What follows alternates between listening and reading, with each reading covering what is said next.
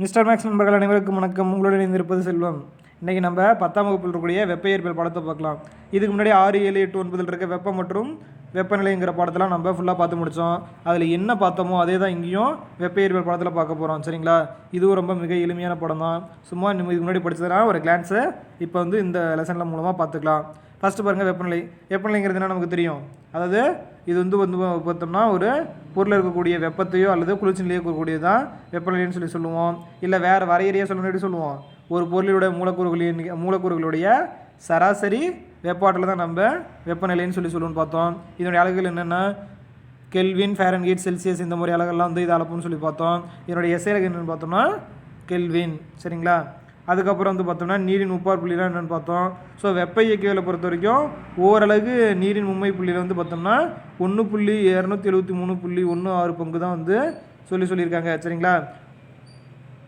இது 1 degree Celsius அல்லது ஒரு கெல்வினோட வெப்பநிலை வேறுபாட்டுக்கு சமம்னு சொல்லியிருக்காங்க. சரிங்களா? இதெல்லாம் உங்களுக்கு தேவையில்லாது. நீங்கள் தெரிஞ்சுக்கிறது நீரினுடைய முப்பார் புள்ளி மட்டும் என்னென்னு தெரிஞ்சுக்க, அது மட்டும் போதுமானது. என்னது 273.16ங்கிறது பார்த்தீங்கன்னா நீரினுடைய மும்மை புள்ளி.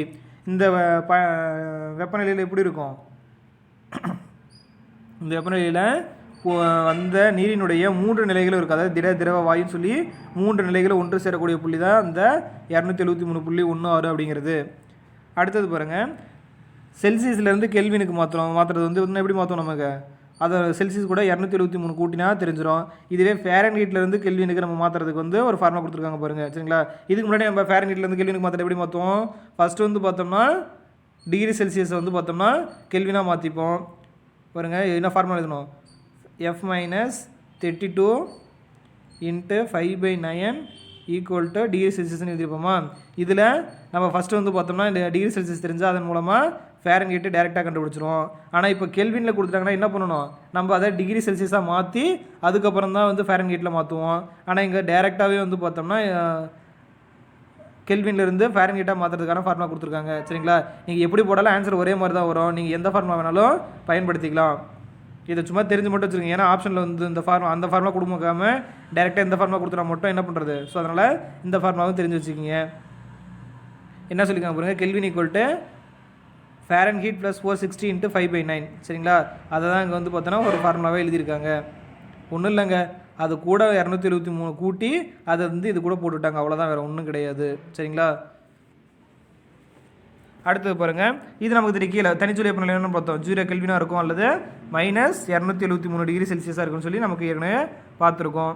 அடுத்து வெப்பச்சமநிலை. வெப்பச்சமநிலை என்னென்னு பார்த்தோம், 2 பொருட்கள் பார்த்தோன்னா ஒரே வெப்பநிலையில் இருந்தால் அதை வெப்பச்சமநிலைன்னு பார்த்தோம். சரிங்களா? அதை தான் இங்கே சொல்லியிருப்பாங்க. இதில் வேறு ஒன்றும் இருக்காது.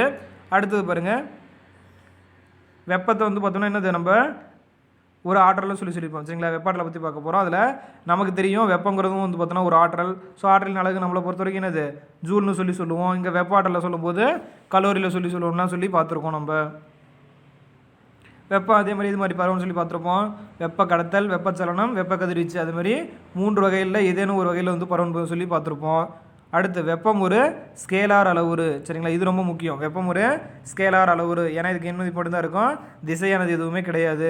அது மட்டும் இல்லாமல் பாருங்கள், வெப்ப ஆற்றல் உட்கவர்தல் அல்லது வெளியிடுதலின் எஸ்ஐ அலகு ஜூல். சரிங்களா? இது ஏற்கனவே பார்த்தது தான்.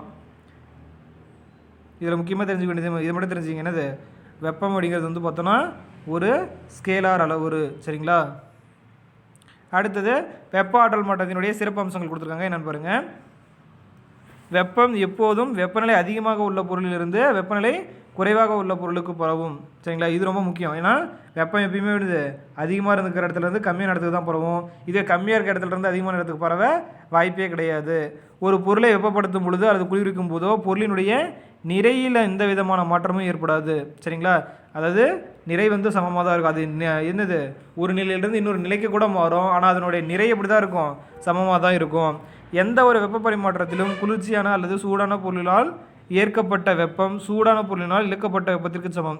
ஒன்றும் இல்லைங்க, ஒரு பொருளால் ஏற்கப்பட்ட வெப்பம் பார்த்தோன்னா இன்னொரு பொருளால் இழக்கப்பட்ட வெப்பத்திற்கு சமம்னு சொல்லியிருக்காங்க. அதாவது ஒரு பொருள் 2 பொருள் தொடர்பில் இருக்கும்போது. சரிங்களா? இப்போ 2 பொருள் தொடர்பில் இருக்கும்போது இந்த பொருள் சூடான பொருள், இந்த பொருள் பார்த்தோன்னா குளிர்ச்சியான பொருள்னு வச்சுக்கிட்டோம்னா இந்த பொருளினால் இழக்கப்பட்ட வெப்பமானது இந்த பொருளினால் ஏற்கப்பட்ட வெப்பத்திற்கு சமம்னு சொல்லியிருக்காங்க. அவ்வளோதான். அடுத்தது வெப்ப ஆற்றலினுடைய வேறு அலகுகள் சொல்லியிருக்காங்க. ஃபஸ்ட்டு வந்து கலோரின்னு சொல்லும்போது என்ன பண்ணுவோம், கிராம் நிறையுள்ள நீர் எடுத்துப்போம். இதுவே கிலோ கலோரினா கிலோகிராம் நிறையுள்ள நீர் எடுத்துப்போம். அவ்வளோதான் டிஃப்ரென்ஸ். சரிங்களா? இது ஏற்கனவே நம்ம பார்த்ததான். என்னது, 1 கிராம் நிறையுள்ள நீரின் வெப்பநிலையை 1 டிகிரி செல்சியஸ் உயர்த்த தேவைப்படும் வெப்ப ஆற்றலின் அளவு 1 கலோரின்னு சொல்லுவோம். இதனுடைய மதிப்பு எவ்வளோ சொன்னோம், 4.2ன்னு சொல்லி பார்த்துருப்போம். சரிங்களா? அல்லது 189 சொல்லி பார்த்துருப்போம். அடுத்தது 1 கலோரியினுடைய மதிப்பு 1 கிலோ கலோரிக்கு என்னென்னு பார்த்தோம், அதே தான் 4.2 × 1000 பண்ணிட்டுனா என்னது 4200 அப்படின்னு சொல்லி பார்த்துருப்போம். சரிங்களா? பாருங்க, கிலோ கலோரி சொல்லியிருப்பாங்க. 1 கிலோகிராம் நிறையுள்ள நீரின் வெப்பநிலையை 1 டிகிரி செல்சியஸ் உயர்த்த தேவைப்படும் வெப்ப ஆற்றலின் அளவு 1 கிலோ கலோரி என வரையறுக்கப்படுகிறது.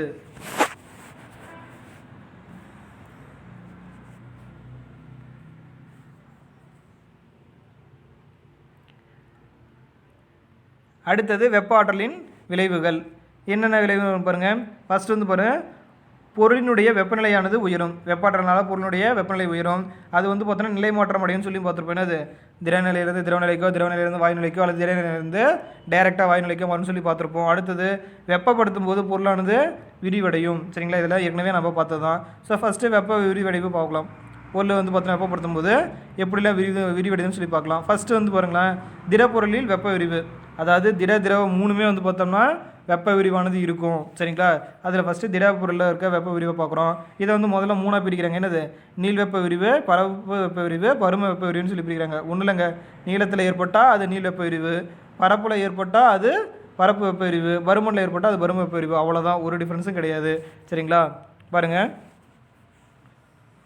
ஃபஸ்ட்டு நீள் வெப்ப விரிவு இதில் எப்படி இருக்கும், அதனுடைய நீளத்தில் வந்து பார்த்தோம்னா வெப்பப்படுத்தும் பொழுது விரிவடையும் சொல்லியிருப்பாங்க. அவ்வளோதான். அதாவது நீளம் வந்து அதிகரிக்கும். அவ்வளோதான்.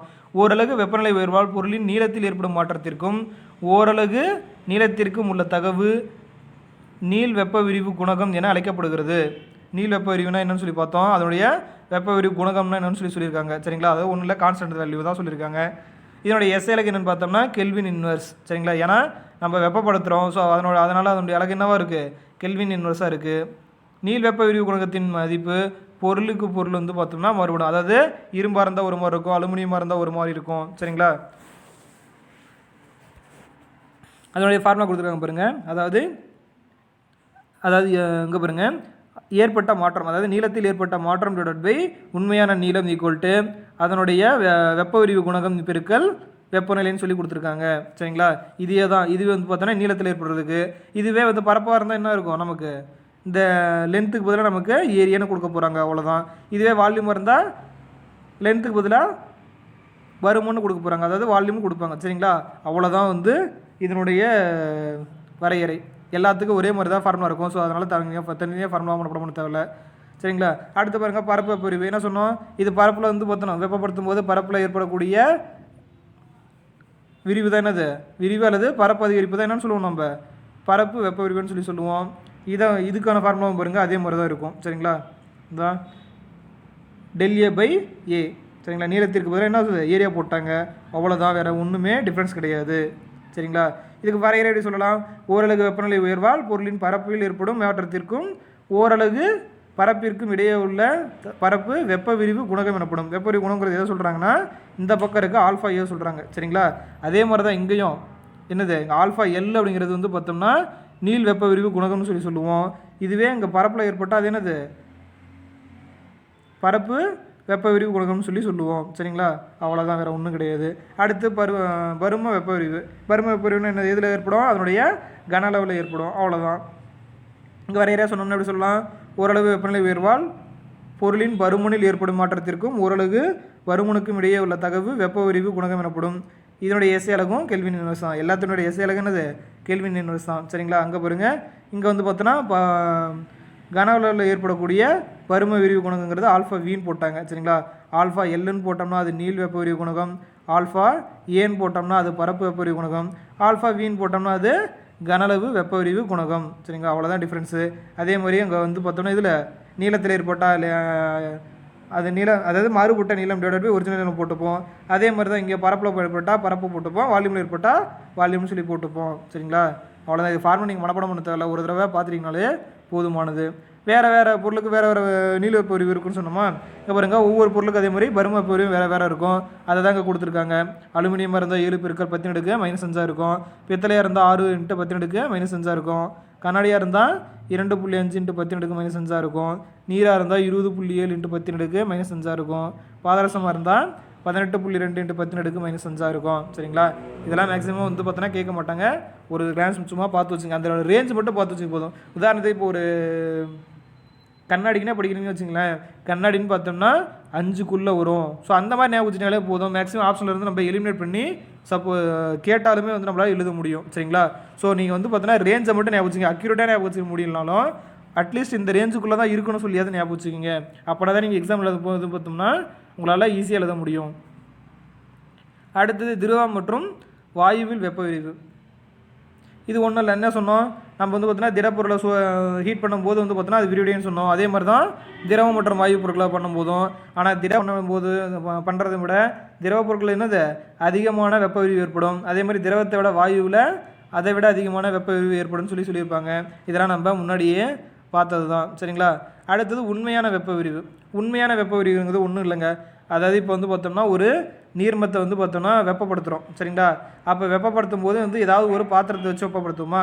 இந்த மாதிரி பாத்திரத்தை வச்சு வெப்பப்படுத்தும் போது என்ன நடக்கும், நம்ம கொடுக்குற ஹீட் வந்து பாதி வந்து பாத்திரம் எடுத்துக்கும், மீதி தான் வந்து அந்த உள்ளுக்குள்ளே இருக்கக்கூடிய பொருளுக்கு போய் சேரும். ஆனால் அப்படி இல்லாமல் டைரெக்டாக வந்து பார்த்தோம்னா ஒரு திரவத்தையே வெப்பப்படுத்துகிறோம். அப்படி வெப்பப்படுத்தும் போது வந்து பார்த்தோம்னா ஏற்படக்கூடிய வெப்ப விரிவை தான் நம்ம உண்மையான வெப்ப விரிவுன்னு சொல்கிறோம். சரிங்களா. வரையறையாக சொல்லியிருக்காங்க பாருங்கள். ஓரளவு வெப்பநிலை உயர்வால் திரவத்தில் அதிகரிக்கும் உண்மையான பருமனுக்கும் அத்திரவத்தின் ஓரளவு பருமனுக்கும் உள்ள தகவு உண்மையான வெப்ப விரிவு குணகம் என அழைக்கப்படும். இதனுடைய எஸ்ஐ அலகு கெல்வின் இன்வர்ஸ் ஆகும். சரிங்களா. இங்கேயும் வந்து வெப்ப விரிவு குணகத்தினுடைய வரையறை கொடுத்துருக்காங்க. ஆனால் உண்மையான வெப்ப விரிவுக்கிற டெஃபினேஷன் என்னது நம்ம சொன்னது என்னது, கொள்கலன் இல்லாமல் டைரெக்டாக திரவத்தை வெப்பப்படுத்தும் போது ஏற்படக்கூடிய வெப்ப விரிவு தான் என்னது உண்மையான வெப்ப விரிவு. அடுத்தது தோற்ற வெப்ப விரிவு. தோற்ற வெப்ப விரிவுனா என்னது, அங்கே வந்து கொள்கலன் இல்லாமல் வந்து பார்த்தோன்னா வெப்பப்படுத்தணும்னு சொன்னோமா. இங்கே கொள்கலனை வச்சு வெப்பப்படுத்துகிறோம். ஸோ அப்போ கொள்கலனை வச்சு வெப்பப்படுத்தும் போது வந்து பார்த்தோன்னா நமக்கு கிடைக்கக்கூடிய வெப்ப விரிவானது தோற்ற வெப்ப விரிவுன்னு சொல்லலாம். ஸோ இதனுடைய குணகத்திற்கு ஒரு வரையறை கொடுத்து அதே மாதிரி கொடுத்துருக்காங்க பாருங்கள். ஓரளவு வெப்பநிலை உயர்வால் திரவத்தில் அதிகரிக்கும் தோற்ற பருமனுக்கும் அத்திரவத்தினுடைய ஓரளவு பருமனுக்கும் இடையே உள்ள தகவு தோற்ற விரிவு குணகம் என அழைக்கப்படும். இதனுடைய எஸ்ஐ அலகு வந்து பார்த்தோம்னா கெல்வின் இன்வர்ஸ். சரிங்களா. அவ்வளோதான். அடுத்து இந்த சோதனைகள்லாம் தேவையில்லை. வாயுக்களுடைய அடிப்படை விதிகள் 3 விதிகளை கொடுத்துருப்பாங்க. இது ரொம்ப 3 முக்கியமான விதிகள். என்னது, பாயில் விதி, சார்லஸ் விதி, அவகேட்ரா விதி. 3 முக்கியமான விதிகள். ஃபர்ஸ்ட் பாயில் விதி.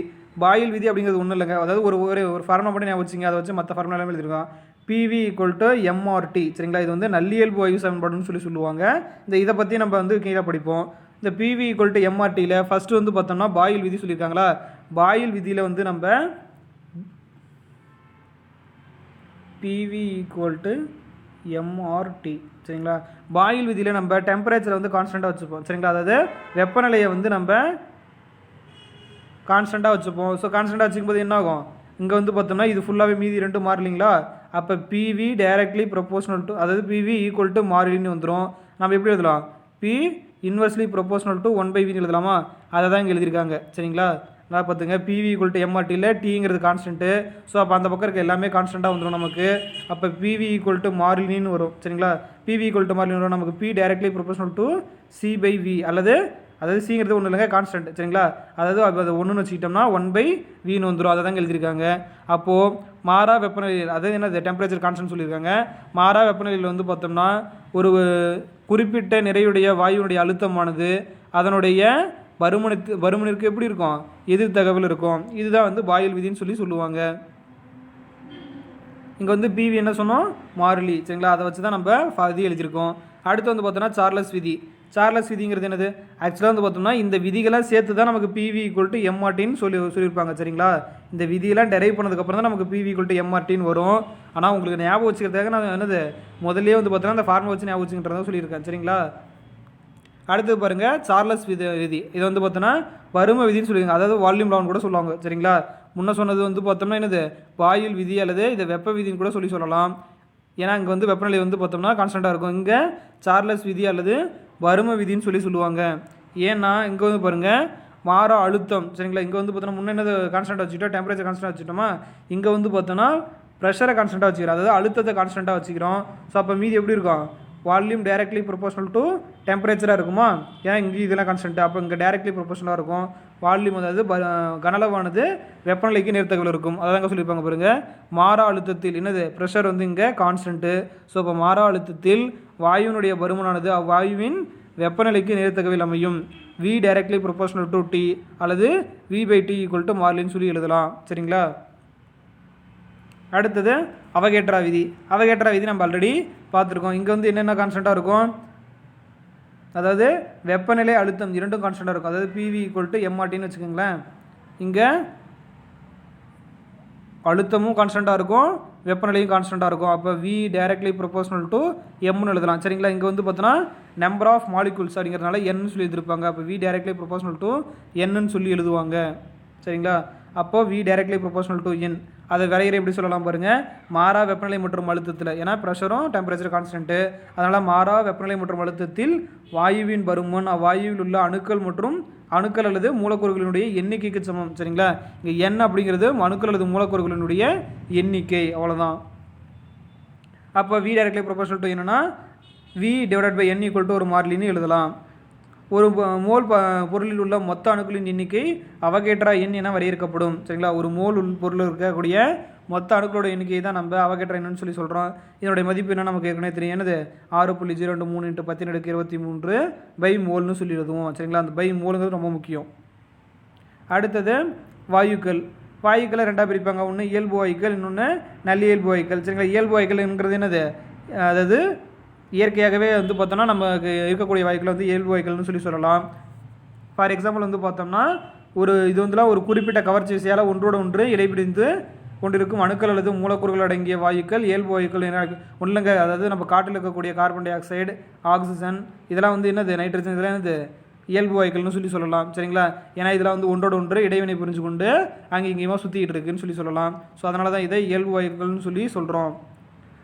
அடுத்தது வந்து பார்த்தோம்னா நல்லியல்பு வாயுக்கள் அப்படிங்கிறதுனா நம்ம கற்பனையில் இருக்கக்கூடிய ஒரு வேளை வாயுக்கள் வந்து பார்த்தோன்னா இந்த மாதிரி இருக்கணும்னு சொல்லி நம்மளுடைய கற்பனைக்கான வாயுக்கள் தான் வந்து பார்த்தோன்னா நல்லியல்பு வாயுக்கள்னு சொல்லி சொல்லுவாங்க. ஸோ அதனுடைய கண்டிஷன் என்ன எப்படி இருக்குன்னு பார்த்தோம்னா குறைந்த அளவு அழுத்தமும் அதிக அளவு வெப்பநிலையும் இருக்கணும். சரிங்களா. அப்படி இருக்கும்போது வந்து பார்த்தோன்னா வாயுக்கள் வந்து பார்த்தோன்னா ஒன்றோட ஒன்று வினை புரியாது, இடைவினை வந்து பார்த்தோன்னா எதுவுமே இருக்காது. ஸோ அப்படிப்பட்ட வாயுக்களோ அல்லது மூலக்கூறுகளை நம்ம நல்லியல்பு வாயுக்கள்னு சொல்லி சொல்லுவோம். சரிங்க. இந்த டெஃபினேஷனாக பாருங்கள், ஒன்றோட ஒன்று இடைவினை புரியாமல் இருக்கும் அணுக்கள் அல்லது மூலக்கூறுகளை நல்லியல்பு வாயுக்கள் என அழைக்கிறோம். சரிங்களா. ஏன்னா அந்த வாயுக்கள் வந்து பார்த்தோன்னா ஒன்றோட ஒன்று பார்த்தோம்னா ஏன் வினை புரியாமல் இருக்கும், ஏன்னா அங்கே வந்து பார்த்தோம்னா அழுத்தமானது குறைவாக இருக்கும், அது மட்டும் இல்லாமல் வெப்பநிலையானது எப்படி இருக்கும், அதிகமாக இருக்கும். சரிங்களா. ஆனால் இது மாதிரி எந்த வாயுக்களும் இருக்கிறது இல்லை. பட் ஆனால் இப்படி இருக்கிறதுக்கு அப்படி இருந்தால் அதுக்கு பேர் வந்து பார்த்தோன்னா நல்லியல்பு வாயுன்னு சொல்லி சொல்கிறோம். சரிங்களா. இதை வச்சு தான் நம்ம வந்து ஈக்குவேஷன்ஸ்லாம் வந்து டெரைவ் பண்ணி வச்சுருக்கோம். ஸோ அதுக்காக தான் வந்து இதை சொல்லியிருக்காங்க. அடுத்து வந்து பார்த்தோம்னா இப்படி பண்ணுறதுனால ஏன் வந்து பார்த்தோம்னா அது நல்லியல்பு வாயுன்னு சொல்லி சொல்கிறோம்னா அதுக்கு இடைப்பட்ட இன்னது கவர்ச்சி விசையானது ரொம்ப குறைவாக இருக்கும். சரிங்களா. அதாவது ஒவ்வொரு வாயும் தனித்து காணப்படும். அதனால தான் வந்து பார்த்தோம்னா அதை நல்லியல்பு வாயுன்னு சொல்லி சொல்கிறோம். பாருங்க, விசையின் வலிமை வந்து பார்த்தோம்னா எப்படி இருக்கும், குறைவாக இருக்கும். மூலக்கூறுகளுக்கு இடையான விசை வந்து குறைவாக இருக்குன்னு சொல்லியிருப்பாங்க. அவ்வளோதான் நல்லியல்பு வாயுக்கள் சமன்பாடு. சரிங்களா. நம்ம முன்ன சொன்ன விதியெல்லாம் வந்து பார்த்தோம்னா யூஸ் பண்ணி டைரெக்டாக வந்து பார்த்தோம்னா PV ஈக்குவல் டு MRTன்னு கொண்டு வருவாங்க. இந்த இதை தான் வந்து பார்த்தோம்னா நம்ம நல்லியல்பு வாயு சமன்பாடுன்னு சொல்லுவோம். நம்ம அங்கே முன்னே ஆறுன்னு பார்த்தோம் இல்லையா, அதனுடைய மதிப்பு எவ்வளோன்னு சொல்லியிருக்காங்க பாருங்கள். ஆரினுடைய மதிப்பு அதாவது PV ஈக்குவல் டு MRTயில் இருக்கக்கூடிய ஆர். சரிங்களா. அதை வந்து ஆர் அப்படிங்கிறது வந்து பார்த்தோம்னா பொது மாறிலின்னு சொல்லுவாங்க. சரிங்களா. அதனுடைய மதிப்பு எவ்வளோன்னு பார்த்தோம்னா 8.31 joule mole inverse kelvin inverse. சரிங்களா. Joule mole inverse kelvin inverse இதுதான் வந்து அதனுடைய அலகு. ஸோ அப்போ அதனுடைய மதிப்பு வந்து பார்த்தோன்னா 8.31. சரிங்களா. Joule mole inverse kelvin inverse. இது நல்லா படிச்சிக்கிங்க. கண்டிப்பாக இதெல்லாம் இந்த மதிப்புலாம் கண்டிப்பாக கேட்பாங்க. அவ்வளோதாங்க. இதோட வந்து பார்த்தோம்னா பாடமானது ரொம்ப முடிஞ்சு. இந்த பாடம் வந்து மிக எளிமையான பாடம். அதுவும் இல்லாமல் ஏற்கனவே ஃபுல்லாக படித்தது தான். நம்ம எக்ஸ்ட்ரா படித்தது என்னது, உண்மையான வெப்ப விரிவு, தோற்ற வெப்ப விரிவு, அது மட்டும் இல்லாமல் 3 விதிகளை புதுசாக படிச்சிருப்போம். என்னது, பாயில் விதி, சார்லஸ் விதி, அவகேட்ரா விதி. பாயில் விதினா டெம்பரேச்சர் கான்ஸ்டண்ட்டாக இருக்கும். சார்லஸ் விதி அல்லது பரும விதினா